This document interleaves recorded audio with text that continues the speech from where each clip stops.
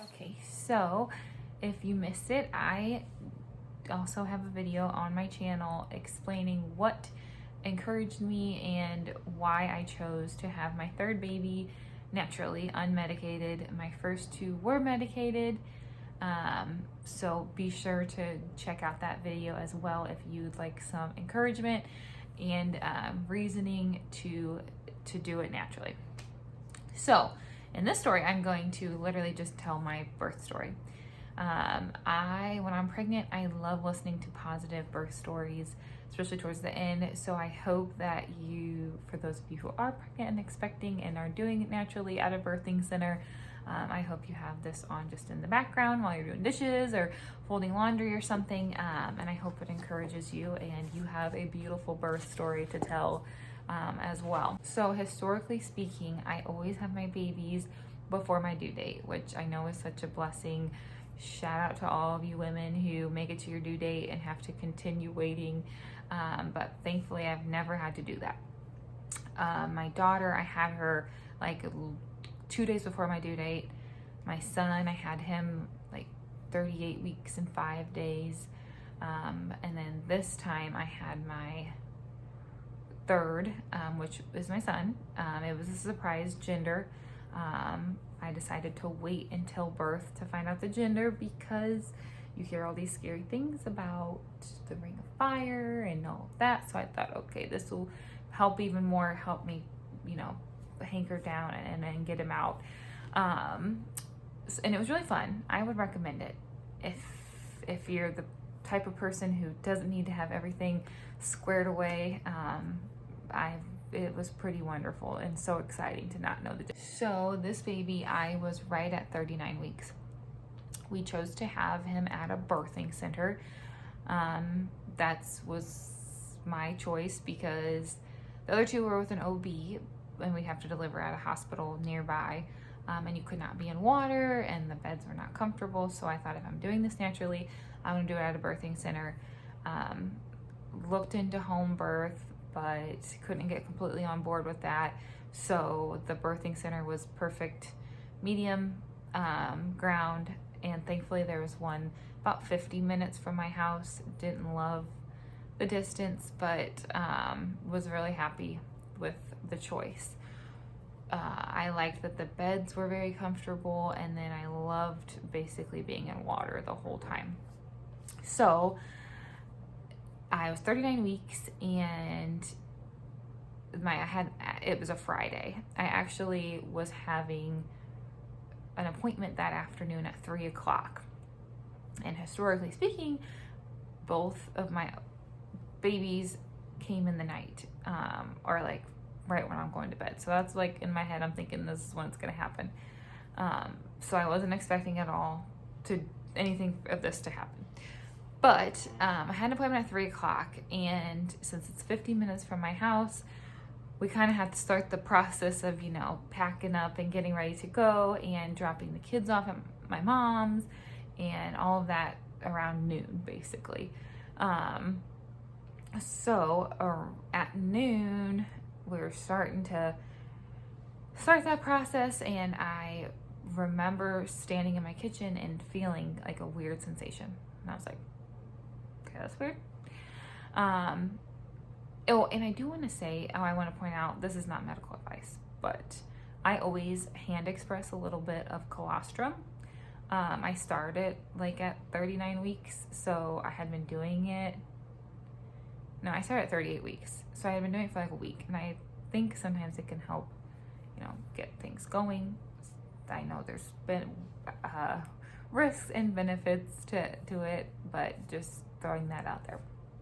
So I've been doing it for like a week, and just like once a day, just a little tiny bit. And then I would like get it into a syringe. And I did the same thing with my son.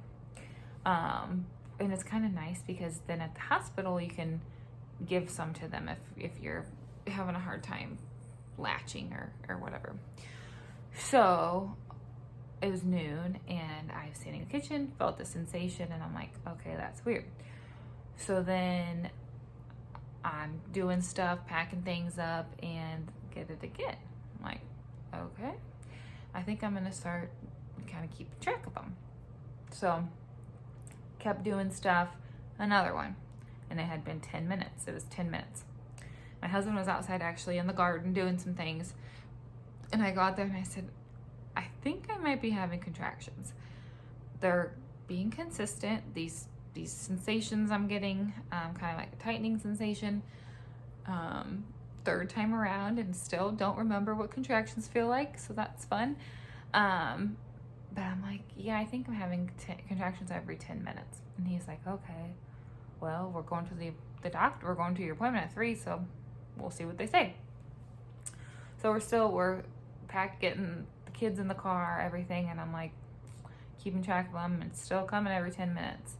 Since it's a 50-minute drive, I'm like, and my labor went quickly in the past, I'm like, maybe we should take, the car seat and the suitcase and all the things. So we did.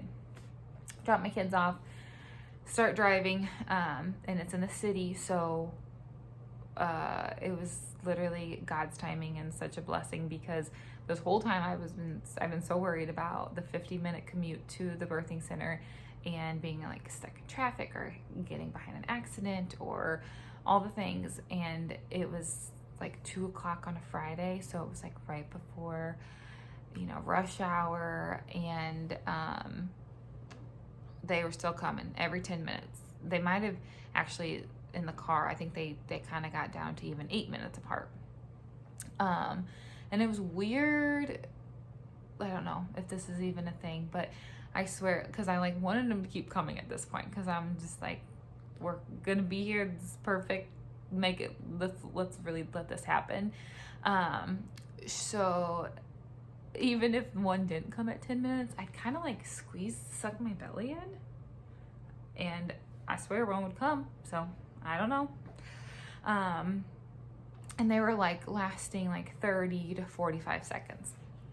So we go in to the appointment in the clinical side and meet with the midwife. Oh, and they took my blood pressure, and my blood pressure was high. I haven't had high blood pressure the whole pregnancy. Never had it my other ones. And now I think it's because looking back, it's definitely because I was starting labor and having contractions. So they were being concerned about that. Then the midwife came in and she's like, well, how you doing? And I said, I think I'm in labor. I think I'm having a contraction right now. And she felt my belly and she was like, yep, that's definitely a contraction. So she went ahead and checked me for dilation. I know there's benefits and risks to that as well, but she did, and she said I was completely effaced, and I was like 2.5, almost 3. And I was expecting her to be like, okay, because at the birthing center, they want you to pretty much be in active labor because they don't have Pitocin to like push you along. So I thought she would be like, oh, hang around the area, go eat some dinner. But no, she was like, do you have your bags? And I said, yeah. And she's like, well, let's just go ahead and get you checked in, into the birthing suite. I was like, okay, cool. So get into the birthing suite, and I wanted to use the Bradley method, to help with pain and all the things in labor. I read the Bradley method book, and then I got this one, Natural Childbirth, the Bradley Way. It specifically, I learned so much from this book. It's like they should definitely be teaching this in school. Mothers, you should teach it to your daughters when they're having a baby. One of the things that I learned was that this position that they recommend being in, it basically relaxes every single one of your muscles, so that here it is right here, so that only your uterus is being tensed. It's like there's a little spot in your elbow, like they figured out the exact position to be in, that all of your muscles are relaxed. and you want all your muscles relaxed so that only your uterus is working, because you want it to be working very efficiently, so to push your baby out, because the uterus is just like a big muscle, bag of muscles.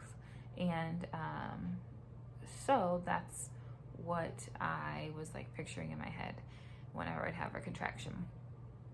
And you don't want to dread, it's very mental, you don't want to dread the contraction coming, because you want to be completely relaxed so that it is efficient.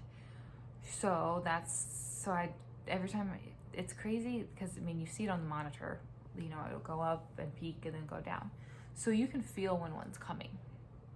So whenever one would be coming, I would try my best to be positive, and I'd say like, come on contraction, I'm welcoming you, I'm bringing you in, you come on, bring my baby down, bring me closer to my baby.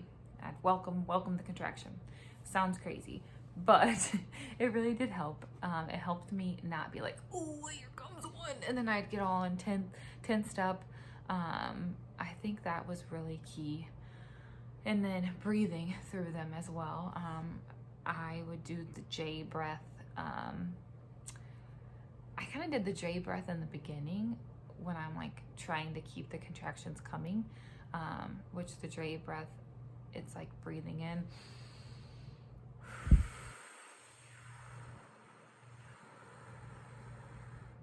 and breathing out for way longer than you breathe in. I should look up the specific counts. It's been a while. My baby's now 4 months old, but I'll try to link the video that I used below.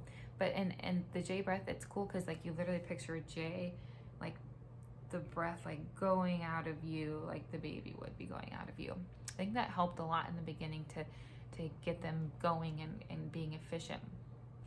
And then when actually a powerful contraction would be happening, and I saying contraction now, but I was really calling them waves then,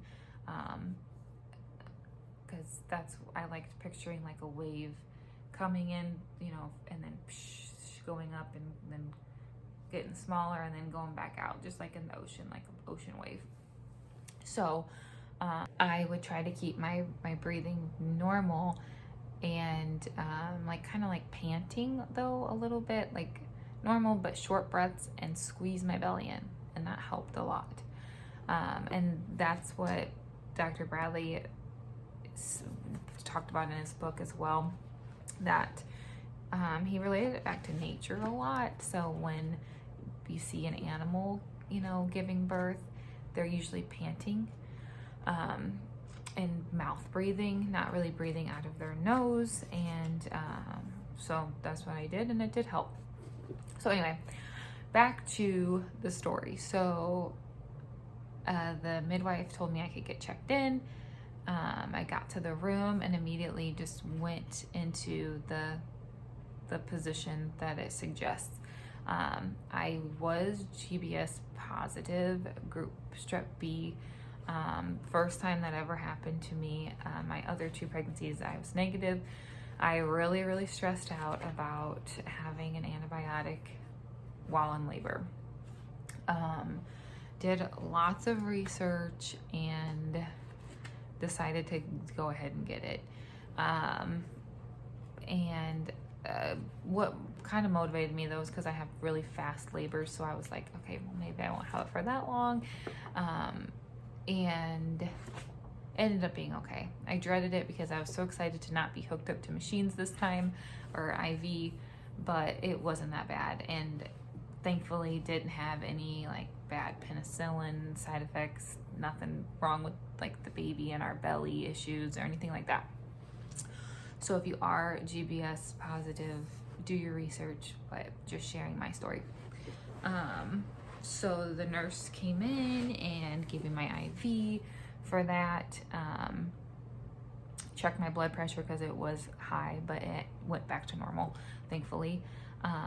Because if it would have stayed high, I wasn't going to be able to birth in the birthing center. They would have had to take me to the hospital, like upstairs part, just regular labor and delivery. So it stayed down. I stayed in that position during contractions. I was reading birth affirmations on these little cards that I got from Amazon. I'll link them down below.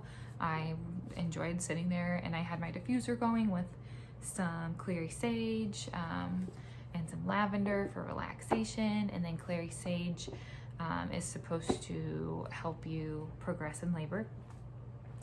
So had that going, and then my husband ran out and got some food, actually a burger from Five Guys and a smoothie, like a protein chocolate peanut butter smoothie from Smoothie King. And he got back, I ate that. They were still coming, the contractions were coming like every 8 to 10 minutes and lasting like probably 50 seconds. And I was doing that for about 2 hours, and then my mom also arrived, and at that point they were getting pretty intense, and I think the midwife had checked me for dilation, and I was at a 4, almost a 5, and that was only 2 hours into this whole process. So I was like, well, I really want to try being in water, see if I like it. So they started filling up the tub, and I got in there, and at first, this is what like worried me about the birthing center. So at home, you get to be in like a blown up tub, and everyone says those are so comfortable. The birthing center, the tub is like hard, like a tub, like a house tub. So it was uncomfortable. But pro tip, my mom came up with this that just stick some towels in there. So we stuck towels in and kind of like under my butt, behind my back, and it made the tub so much more comfortable. And stayed in the tub pretty much the remainder of my delivery. My mom would massage, do some massaging with the clary sage. We breathe through the contractions. The midwife would come in and listen to my baby's heartbeat during contractions, and so would the nurses. And I was almost to transition. It was like 5 hours in, and I was at like a 6, almost a 7, and the midwife came in and listened to the heartbeat during contraction, and she said that 2 times in a row, the heartbeat would speed up during a contraction, which I wish I kind of would have pushed a little harder on this. He was moving like so much the whole time I was in labor. So I'm thinking that's what made his heartbeat kind of, bounce up. But to be precautious, the midwife moved me upstairs, so I didn't get to birth actually in the birthing suite, which kind of sucked, but luckily this hospital still had tubs upstairs. So, and like all my nurses and my midwife moved upstairs with me. So that was brutal though, because they had to put me on a bed and take me through the elevator upstairs. And so then I had to be out of the water, and contractions out of the water were so terrible. And just the fact like having to move and stuff, I think that got me out of my breathing and my relaxing, and I definitely wasn't welcoming the contractions at that point. And I was almost to transition, so that was pretty tough. But I will say it was doable. It was intense, but like I said before, I don't have a high pain tolerance, and I still was able to do it. And now 4 months later, I don't even remember what it felt like. So keep that in mind. Anyway, so we move upstairs. I go directly back into the tub. Oh yeah, so at the birthing center, they had this like U-shaped floaty ring thing, and it was so nice to be able to sit there in the tub with it kind of holding my arms up. I'll try to find a link for something like that, because it was wonderful. I actually made the nurse go back to the birthing suite and bring it up to the regular labor and delivery into the tub there. So get into the tub there, and I was totally in transition. It was pretty terrible. My husband was, I was kind of laying on my side in the water. I shouldn't say it was terrible. I should say that it was intense, because it was. But like I said before, God created our bodies perfectly to do this. And I want to stay positive. It was very intense. I was laying on my side and my husband was basically keeping me above water. And at this point, it was probably like 10 o'clock, 10 p.m. So got to my appointment at 3 p.m. Now it's 10 p.m. I'm in transition. And my husband is a worrier a little bit, but he was doing so good. He was so helpful. But I think he was worried I wasn't doing enough. But really, I was relaxing every muscle in my body so that I was letting my uterus be efficient, so that it would go quickly. And he walked away for a second to talk to the midwife. And when he did that, that got me all off center. I loved having him there. And I heard him talking to the midwife, and I heard him say the word C-section. And I was like, wait a second, I don't want a C-section. So I guess I need to start doing something. Because previously, back when we were in the birthing center, the midwife did say, you could try being in the birthing center. I was on my back pretty much the whole time, just sitting. It was very comfortable and good with it. She did try to tell me get on all fours to see if that could help things progress. But when I did that, it was very uncomfortable. So I went right back to being in the back to try to stay relaxed. So upstairs, I wasn't able to be on my back, on my bottom, and so I was on my side. Then when I heard my husband say C-section, I was like, oh my gosh, I guess I need to step it up. I need to start doing something. But now that I got to talk to him after, it was really, he was talking to the midwife, and he said, do I need to be doing something to prevent her from having a C-section? But really, I was nowhere near having a C-section. But it worked out, because hearing that motivated me to get up and go on all fours. So I did one contraction in the water on all fours. And when I did that, I was looking at the water, and lots of stuff that happens and comes out of you when you're, in labor. So I saw everything in there, and it kind of grossed me out, which again, I think was good, because it motivated me then to get out of the water. And I did one contraction on all fours out of the water, and then got into the shower. I was standing in the shower, and the water, they had a faucet spraying directly at my back and on my head. And I was just so ready for the baby to be out of me. I don't even know if I was fully dilated. I think I forced my body to be fully dilated, and I just started pushing.